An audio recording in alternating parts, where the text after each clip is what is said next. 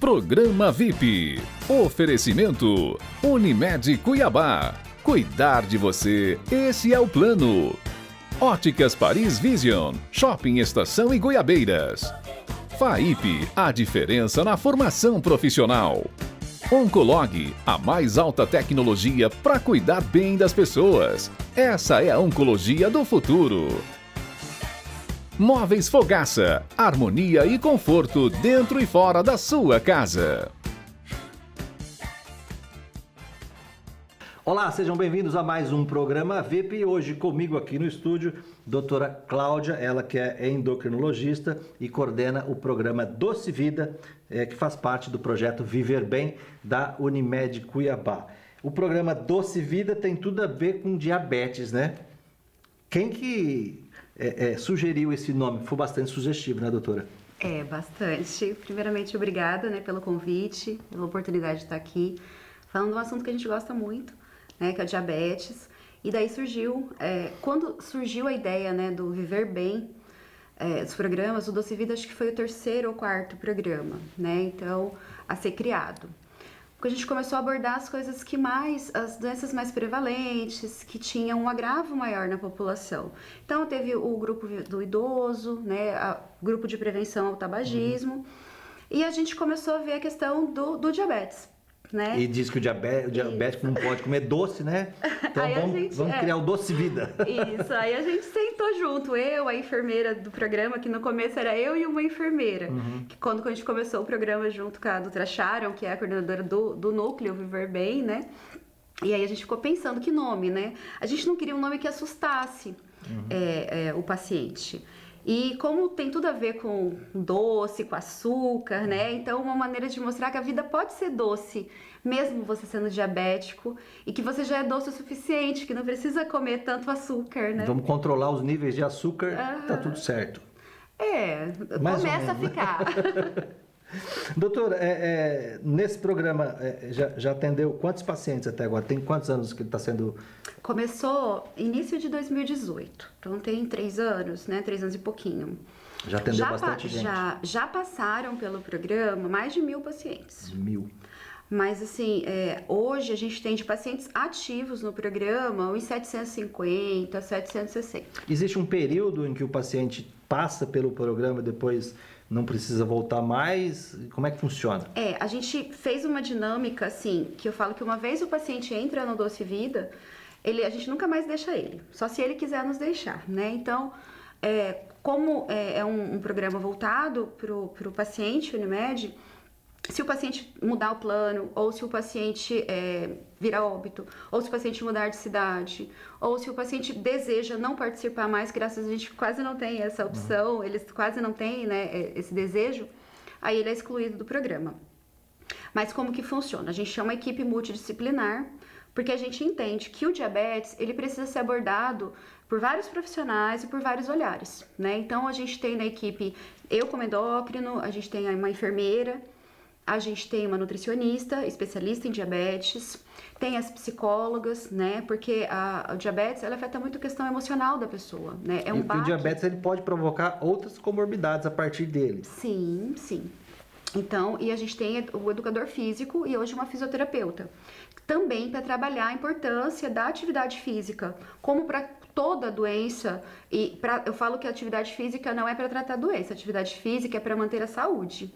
Então, a atividade física, ela entra como parte do tratamento de qualquer doença crônica, e mesmo os pacientes que não são doentes, Para prevenir uma doença crônica. Então, a gente tem esse grupo bem multidisciplinar. A atividade física, ela é preventiva para tudo, É um dos melhores remédios que eles já inventaram, é a atividade física, Tanto para a mente quanto para o corpo, Isso. Então, aí, como que a gente faz? A gente tem as aulas, as oficinas, que a gente chama, que antes da pandemia eram oficinas presenciais, que o profissional falava um pouco sobre o assunto da parte dele. Então, a minha aula, a gente conversava um pouquinho sobre o que é o diabetes, qual a importância de se falar de diabetes, por que é uma doença que resolveu-se criar um programa, dentro de um plano privado de saúde para combatê-la.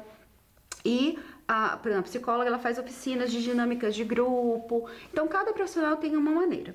Agora, com a pandemia, a gente está fazendo... A gente falou que são as nossas minisséries. Então, a gente faz as aulas, né, online, presença ao vivo, ou gravadas para o paciente assistir. Depois, a gente faz tipo uma live com tira dúvidas, né, que a gente entra, cada dia é um profissional. Fica disponível nas mídias sociais da Unimed? Não. É fechado. É fechado. Isso. Então, em torno de 30, 40 pacientes. Na última, a gente fez com 45 pacientes que eles entram, né, via alguma plataforma. E aí, eles podem mandar em tempo real as dúvidas, né, perguntas, para a gente estar esclarecendo. Lembrando você de casa que esse programa Doce Vida da Unimed só pode participar quem é cliente da Unimed Cuiabá. Mas eu vou aproveitar aqui a presença da doutora e tirar algumas dúvidas aqui, que pode ser também a dúvida de quem está em casa, né, doutora? Isso. Então, assim, finalizados esses 8 encontros, aí o paciente, a gente dá uma folga. Mas esse paciente vai ser sempre monitorado. Via telefone, né, pelo telemonitoramento. Então, esse paciente vai trimestralmente ou semestralmente.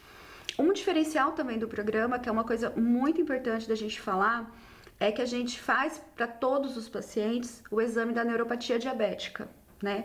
Então, a gente sabe que o diabetes, ele é uma doença que pode levar à neuropatia, inclusive é uma das grandes complicações da doença, né? Que pode evoluir para as feridas, né? Para o pé diabético e até para as amputações. E a gente faz também, de todos os pacientes, a gente tem uma enfermeira treinada. Eu comecei fazendo, a gente treinou essa enfermeira. E ela faz dos pacientes, eles agendam, vão lá para não ter aglomeração. Agora, nesse período, os pacientes estão indo.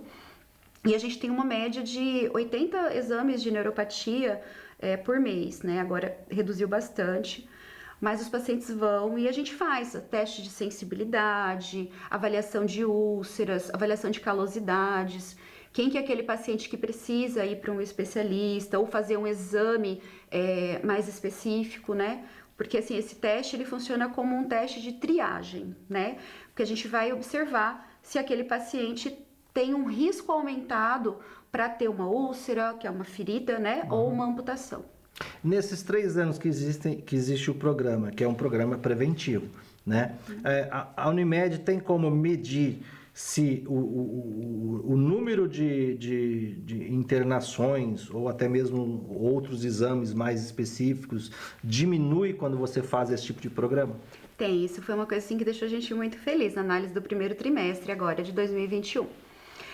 Todos os estudos, todas as pesquisas que a gente faz para avaliar o controle glicêmico, a gente usa um exame chamado de hemoglobina glicada ou hemoglobina glicosilada. Eu brinco com os meus pacientes que eu falo que ele é o dedo duro, né?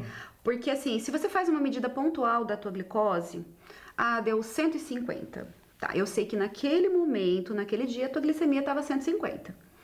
Mas a nossa glicemia varia.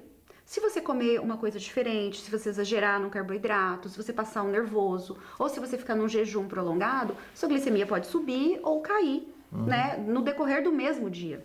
Então, essa hemoglobina glicosilada, ele é um exame que ele me dá uma média, né, dos últimos 3 meses, de como aquela glicemia se manteve. Então, por estabelecimento das maiores sociedades do mundo, a americana, a europeia e a brasileira, a recomendação é essa hemoglobina glicada ser mantida abaixo de 7. Então, menor ou igual a 7,0% é o considerado a meta ideal para eu manter a média da minha glicemia. Então, quer dizer, quem tem um índice desse daí no exame, diz para você que esse paciente, né, nos 3 meses, ele fez o controle. Isso. Porque assim, eu falo assim, às vezes tem paciente que tá todo descompensado e chega na semana que vai fazer o exame, ele fecha a boca. Aí ele vem lá, uma fecha glicemia... Fecha a boca, não bebe, não faz nada. Faz uma glicemia bonitinha, faz uma caminhada controlada. Olha como que a minha glicose tá ótima. Vem lá, 105, mas uma glicada de 8.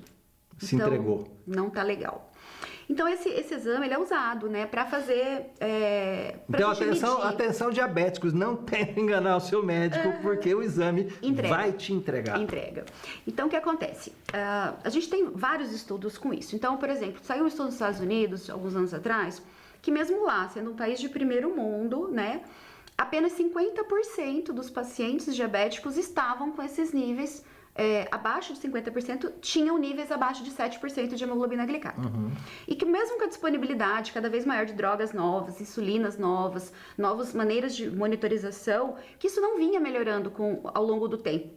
Pelo contrário, vinha piorando. Saiu um estudo agora passado, em 2020, mostrando a realidade brasileira, que a gente sabe que é muito pior, né? Tanto pela maior dificuldade de acesso à assistência médica, custo de medicação, porque o diabetes não é uma doença barata, né? É uma doença cara, dispendiosa. E esse estudo mostrou que apenas 20% dos brasileiros diabéticos estão dentro de meta. Só 20% Só 20%. do 100% que tem diabetes. Isso. Aí inclui o tipo 1 e o adquirido? Todo mundo. Todo mundo. Tipo 1 e tipo 2, né? Aí a gente estabeleceu uma meta bem agressiva. Primeiro, a gente falou, não, nossa meta aqui para o Doce Vida, pelo menos 30%, acima da média nacional. E a gente conseguiu bater essa meta. E aí a gente foi mais agressivo, não, a gente quer 50%. E a gente conseguiu bater 51% dos pacientes do Doce Vida estão com hemoglobina glicada abaixo de 7. Nesses 3 anos, então. Então, a gente teve uma melhora muito importante, mostrando realmente que essa abordagem multidisciplinar, que a gente foca não apenas, eu vou lá, pego minha receita, tomo meu remédio quando eu tomo, de qualquer jeito, não resolve.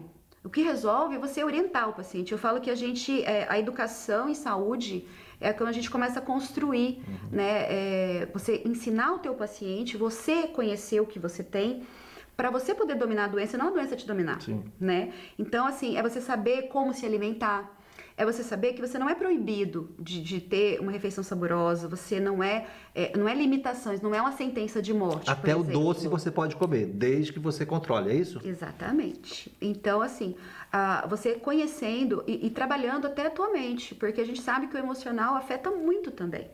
Então, essa abordagem da gente trabalhar a atividade física, a alimentação, orientar, a gente tem umas oficinas com as enfermeiras que elas ensinam como aplicar a insulina ou como aplicar as medicações injetáveis para o diabetes. Porque a gente tem, por exemplo, os análogos do GLP-1, que são medicações injetáveis, que vem numa caneta tipo caneta de insulina, mas não é insulina.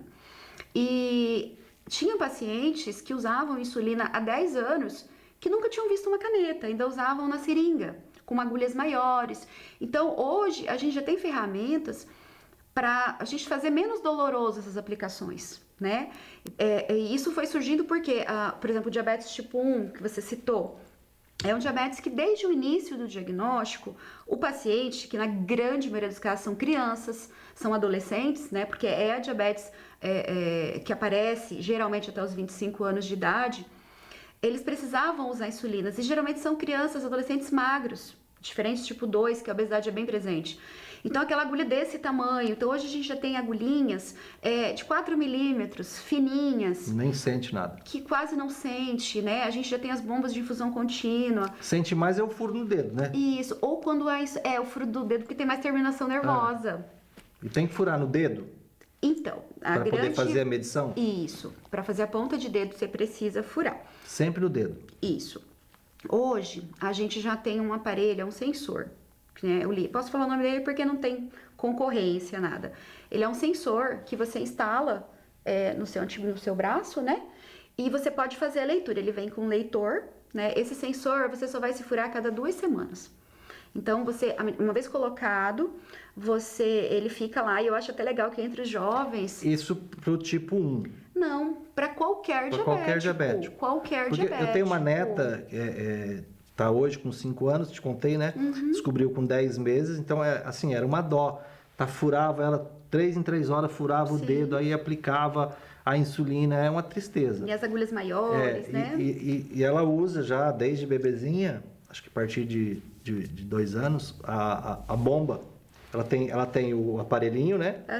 Que mede como se fosse um celular. Fica tipo um... É o sensor. Um sensorzinho, que é um círculozinho, que você encosta tipo um celular que mede. É um leitorzinho. Mede e tal. E através dali mesmo você dispara a aplicação da bomba, ela fica com uma bomba. Então, assim, esse sensor facilitou muito a vida do paciente. E não é barato, né? Infelizmente, ainda não é acessível para todo mundo. Mas, assim, com esse sensor, você vai se furar uma vez a cada 2 semanas. E você pode ler... outra qualidade de vida.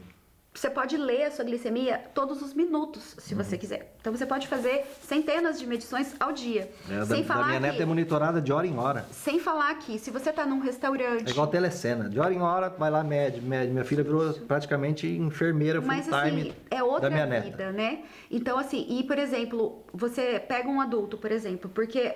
Esse sensor é para fazer a monitorização da glicose. Tanto faz se o paciente é diabético tipo 1, se é tipo 2. É lógico que a maioria dos pacientes que aderem a essa tecnologia são pacientes que usam insulina, que precisam, né, de um acompanhamento mais rigoroso. Mas tem pacientes que usam só comprimidos, os hipoglicemiantes orais, que podem usar. Então, assim, imagina você no meio de um restaurante, aí você vai furar o seu dedo, é sangue, é agulha. Com esse aparelho não, você lê e pronto. E ele te avisa, assim, se a glicose está subindo, se a glicose está caindo, para te avisar, olha, tá caindo, vai comer alguma coisa. E tem algumas bombas de insulina, porque a bomba já é um mecanismo de injetar a insulina, né? Sim. Então, ele fica ali o frasquinho, o paciente coloca a bomba, o sistema da bomba, ele é trocado geralmente a cada 3 dias, exceto se tiver tido algum entupimento, vazamento, alguma coisa. Mas geralmente só é tirado para tomar banho, né? E a criança, no caso, ou a pessoa que usa, ela tem que ficar o tempo inteiro com aquela bomba, que vai injetando gradativamente a insulina. Tem o caso da minha neta, o tempo todo. É como se fosse um pâncreas artificial. Exatamente. E aí, quando come, você faz a contagem de quanto que você comeu de carboidrato. Inclusive, o paciente diabético que faz a contagem, né, de carboidrato, ele pode se dar o luxo de comer um doce, que não seja diet, por exemplo. Sim.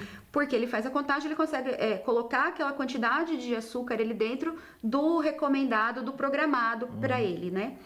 E aí você faz. Tem algumas bombas que elas mesmas já medem a glicose, né? Elas fazem uma monitorização contínua da glicose também.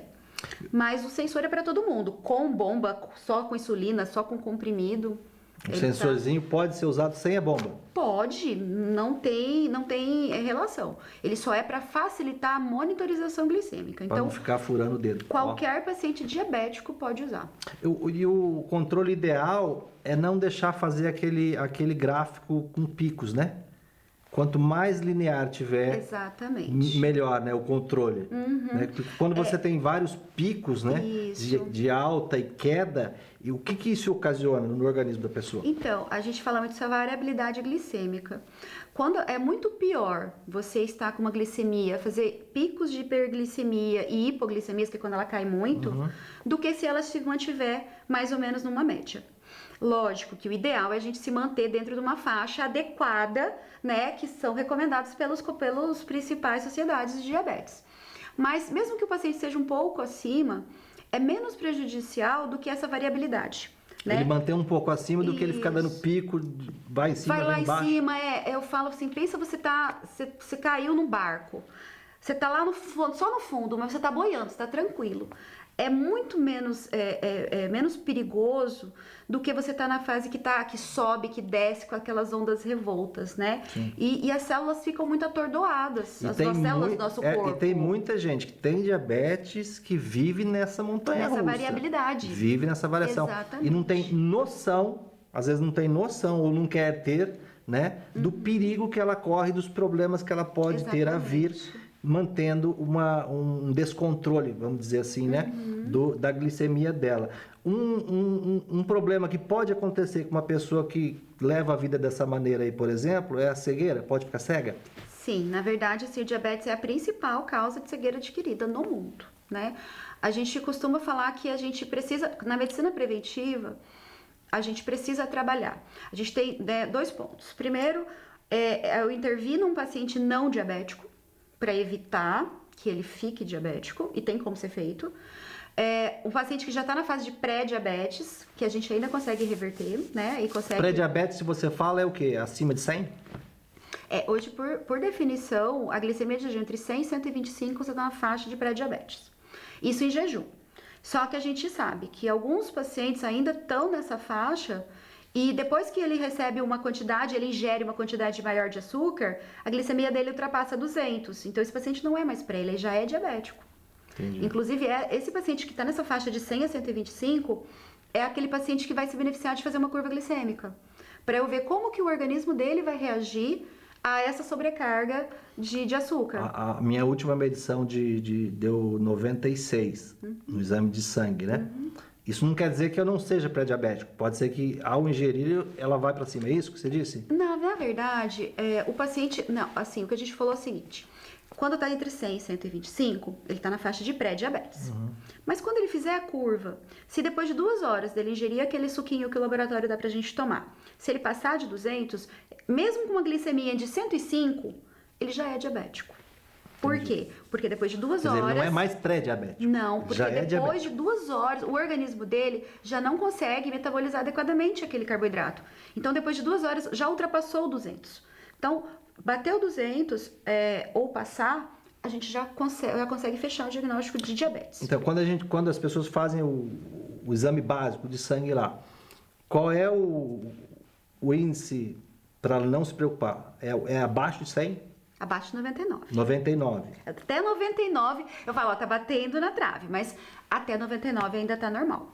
Só que a gente precisa avaliar uma série de fatores. Então, eu pego, por exemplo, um paciente magro, um paciente que não é sedentário, né? Que faz pelo menos 150 minutos por semana de atividade física, que tem uma alimentação saudável. Tem uns que faz, mas é levantando copo, assim. Ó. Né? Então... Levantamento de copo. Mais de 150 minutos. Não, eu tenho paciente que fala assim pra mim, ai, doutora, vinho não é bebida, é alimento. A gente se alimenta. Cuidando do coração, né?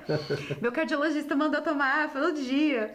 Então, assim, é diferente de você pegar um obeso com a cantose nigrans, que é um marcador de pele, né, de resistência insulínica, com aquela esteatose hepática, aquela gordura visceral, com 96. Eu fico muito mais preocupada com esse paciente dele, de repente, já ter uma resistência insulínica e um pré-diabetes, ou às vezes até um diabetes, mesmo com um jejum de 96. Na verdade, Eduardo, os critérios para diagnóstico de diabetes, eles são muito bem estabelecidos. Então, são os mesmos valores, já tem mais de uns 15 anos, desde da diretriz de 2006. Em 2010, o quarto critério diagnóstico também foi aprovado. Então, a gente tem 4 maneiras de a gente fechar o diagnóstico para diabetes, né? Quais são? Primeiro, a gente falou, glicemia de jejum tem que ser até 99. De 100 a 125 é a faixa de pré-diabetes. 126 já é considerado diabetes. Isso aqui no Brasil, na Europa, nos Estados Unidos. No mundo todo. É um conceito. Bota sua barba de molho. Isso. Mas aí que tá. Grande parte dos pacientes diabéticos, a gente estima que de 30% a 50% são assintomáticos, né? Então, assim, eu preciso de pelo menos 2 exames alterados. Então, se eu fiz uma glicemia em jejum, deu 127, eu preciso repetir esse exame numa segunda ocasião para eu confirmar. Então, 2 glicemias acima de 120, maior ou igual a 126, confirma o diagnóstico de diabetes. A outra maneira é o que a gente falou da curva glicêmica. Se eu posso ter uma glicemia de entre os 100 e 125, mas se após 2 horas da ingesta daquele suquinho que o laboratório nos dá, se eu bater 200 ou ultrapassar o 200, também já está confirmado o diagnóstico de diabetes. Tá? Então, o ideal é quando você faz o jejum. Isso, tem o jejum. Aí deu lá 96. Aí vou tomar o suquinho. Isso. E vou fazer de novo. Como é que é? Isso. A curva glicêmica, ele não está recomendado de rotina para rastreio de diabetes, tá? Sim, só quando o médico pede. Isso. Mesmo para pedir, não é rotina eu pedir para todos os pacientes, Sim. tá? O único momento da nossa vida que é obrigatório fazer a curva glicêmica é na gestação. Então, a curva glicêmica... Atenção, gestantes. Para o rastreio de diabetes gestacional, é obrigatória já há alguns anos, entre 24 e 28 semanas. Mesmo aquela gestante que lá no primeiro trimestre teve uma glicemia normal, essa gestante tem que se fazer a curva glicêmica. É diferente de uma gestante que já é diabética ou que lá no início já teve uma glicemia alta, tá? Essa não precisa. Mas mesmo que tenha dado normal no início, entre 24 e 28 semanas tem que fazer a curva glicêmica. Fora o pré-natal, quando que eu indico o TOTG, que a gente fala de 75 gramas? Quando a glicose está entre 100 e 125. Exceto exceções. Uma glicemia de 96. Mas se eu olho para um paciente, é um paciente obeso, é um paciente que tem marcadores de resistência insulínica, É um paciente que tem um forte histórico familiar de diabetes tipo 2, né? Parentes de primeiro grau. Um paciente, uma mulher, por exemplo, que teve diabetes gestacional quando teve seus filhos, ou teve um bebê com mais de 4 quilos. A diabetes gestacional, após ter o parto e tal, essa mulher, ela tem mais predisposição a virar diabética por ter tido na gravidez? Tem. Aumenta o risco, sim, dela ficar. Ela tem... Então não pode imaginar, eu tive porque era gravidez, agora tá tudo beleza. Não, ela tem que também acender a luz vermelha. Sim. Luz amarela, né? Ela tem um risco aumentado de ficar diabética tipo 2 no futuro. É bom ter o acompanhamento do endocrinologista que acompanha isso. Na verdade, é recomendado. Toda mulher que teve diagnóstico de diabetes gestacional, de 6 a 8 semanas pós-parto, repetir essa curva glicêmica para ver se foi normalizado. Porque a gente entende o quê? A fisiopatologia do diabetes gestacional é totalmente diferente, né? Ela é muito devida aos hormônios placentários. Então, à medida que a placenta vai crescendo, por isso que esse diabetes ele aparece geralmente a partir de 20, 24 semanas, o aumento da produção desses hormônios, elas vão atrapalhar a insulina funcionar. Então, a gente fala que são hormônios que elas têm uma tendência de aumentar a glicose. Então, à medida que a gestação vai evoluindo, mais essa resistência vai aumentando, maior a dificuldade da minha insulina funcionar direito, né? Então, tirou a placenta, acabou a gestação, precisa voltar ao normal. Então, o recomendado é 2 meses após essa mulher ser submetida a uma nova curva para a gente avaliar se voltou ao normal. Já vi vários casos de pessoas com diabetes que tiveram que chegar no ponto de amputação. Ter que amputar lá o dedo, o pé, a perna. Sim. Por que o diabético chega nessa fase de ter que amputar um membro? Então, esse é um dos motivos da gente fazer o exame da neuropatia. Né? De doença, a diabetes é a principal doença que causa amputações. A gente sabe que no mundo todo, a principal causa de amputações são os acidentes, são os traumas, Sim. né? Acidente motociclístico, em segundo lugar, automobilístico, de doença é o diabetes.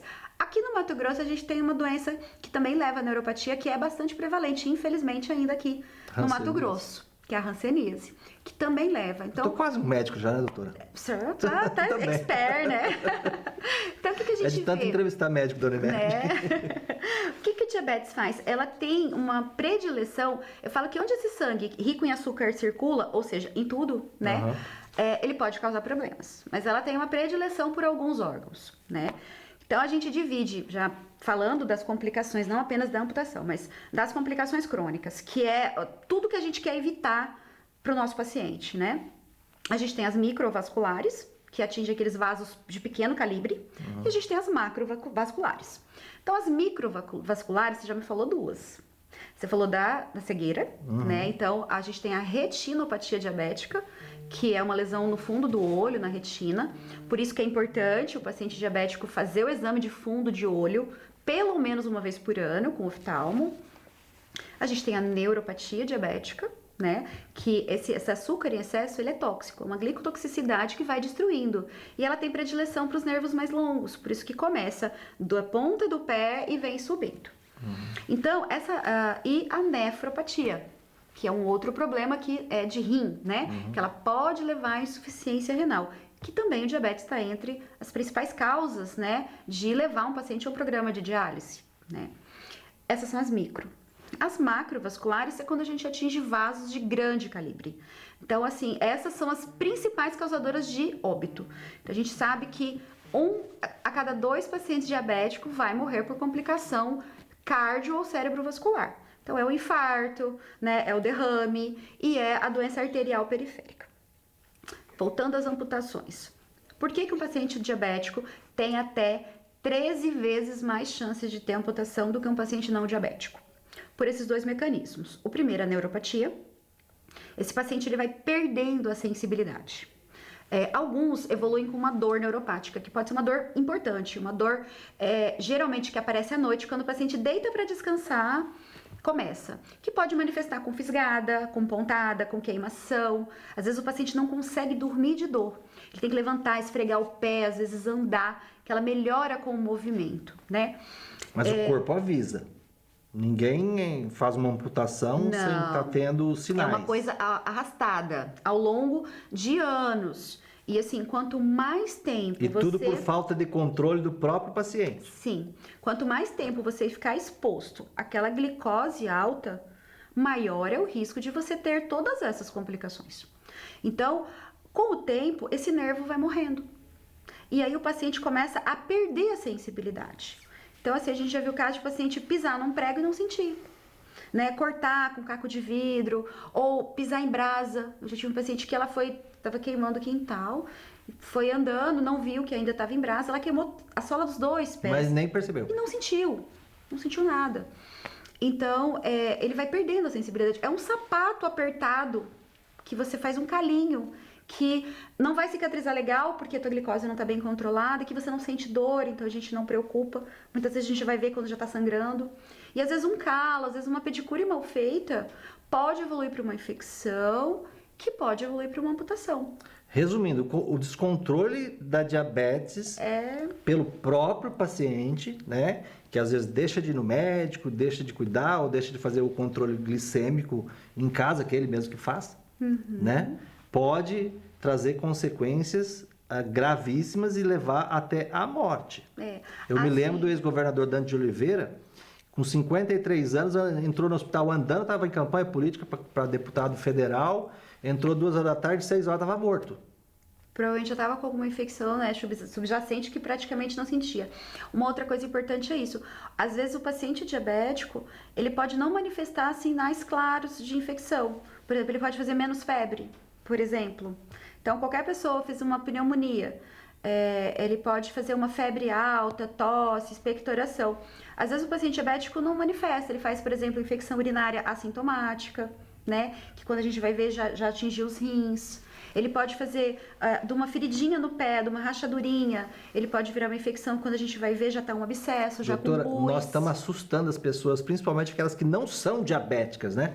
Aí elas em casa devem estar se perguntando o seguinte: bom, então como é que eu faço para não virar um diabético? Quais são o que eu tenho que fazer para não chegar a esse ponto? Qual a dica que você deixa para eles? Vamos lá. Bom, antes eu quero defender os pacientes um pouquinho também antes. Porque assim, você falou muito culpa do paciente.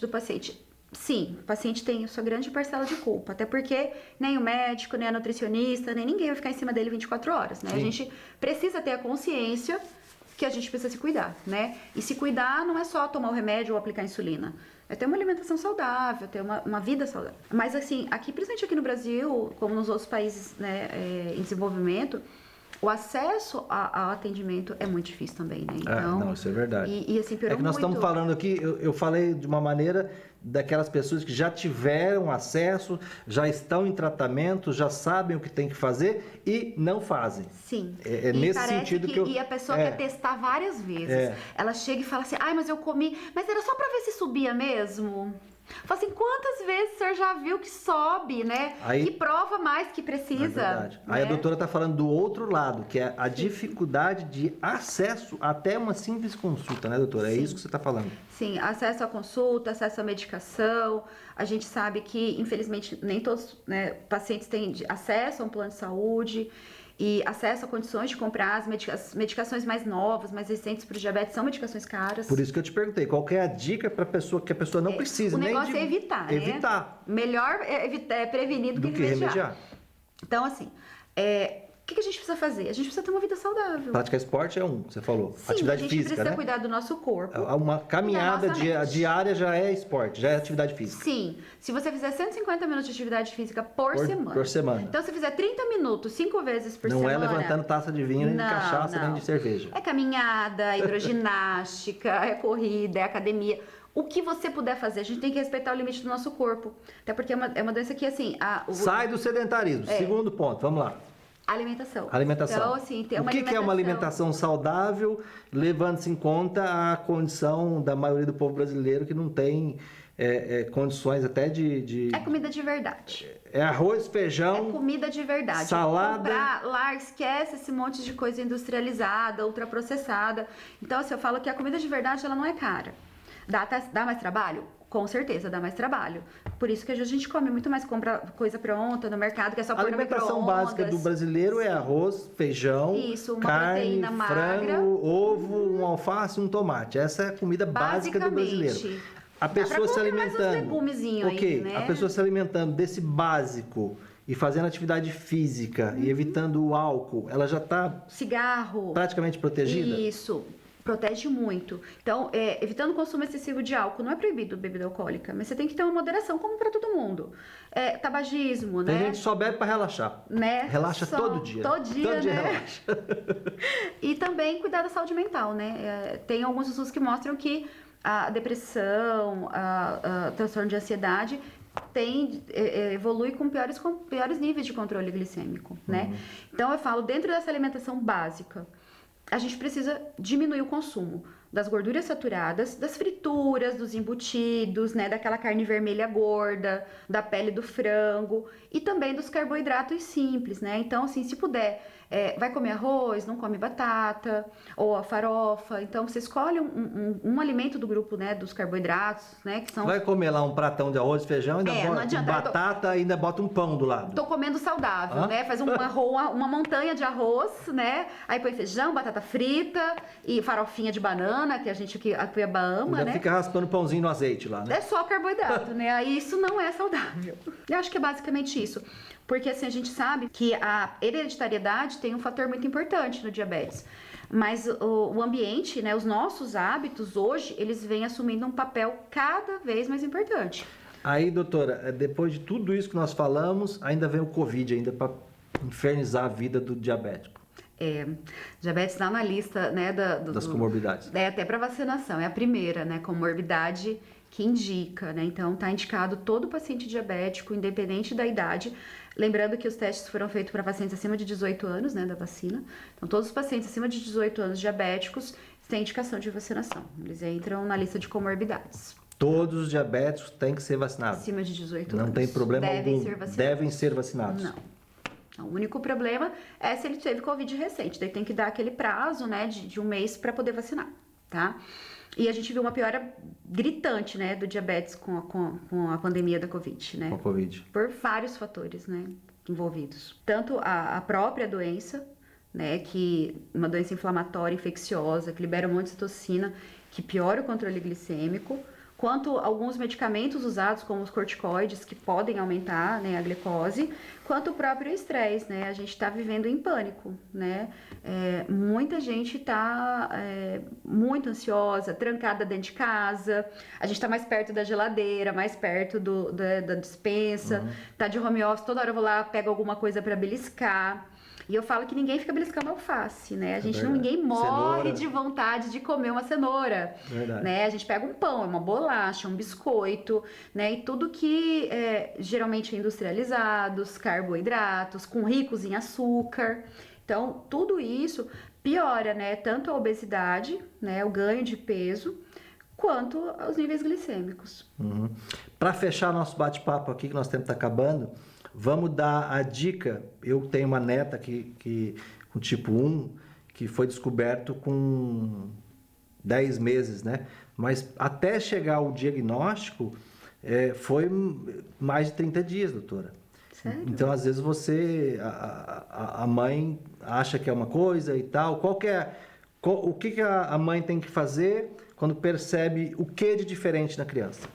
Então, tem que procurar assistência médica. Porque... Tá, mas o que são esses sintomas diferentes que vai acender o alerta? Isso. O diabetes tipo 1, os sintomas são bem mais exacerbados. Então, começar a beber muita água, a sede excessiva, começar a ir muitas vezes ao banheiro, urinar várias vezes, inclusive levantar à noite várias vezes para urinar. Começar a perder peso de maneira inexplicada, porque apesar do paciente diabético ter mais fome quando a diabetes está alta, a gente tende a perder peso. Mesmo quem é obeso, porque você entra num estado que a gente chama de estado catabólico, né? Então, não tô fazendo dieta, tô comendo horrores e tô perdendo peso. É estranho, né? Porque seria bom se pudesse comer à vontade e perder peso, né? Dor, queimação, peso nas pernas, infecções de repetição, ou aquela lesãozinha que não cicatriza adequadamente. Você está falando desde o bebezinho, lá de 2, 3 meses até o adolescente. Geralmente, o diabetes que aparece até os 6 meses, a gente chama de diabetes neonatal. Então, o diabetes tipo 1, geralmente, ele aparece a partir dos 6 meses, né?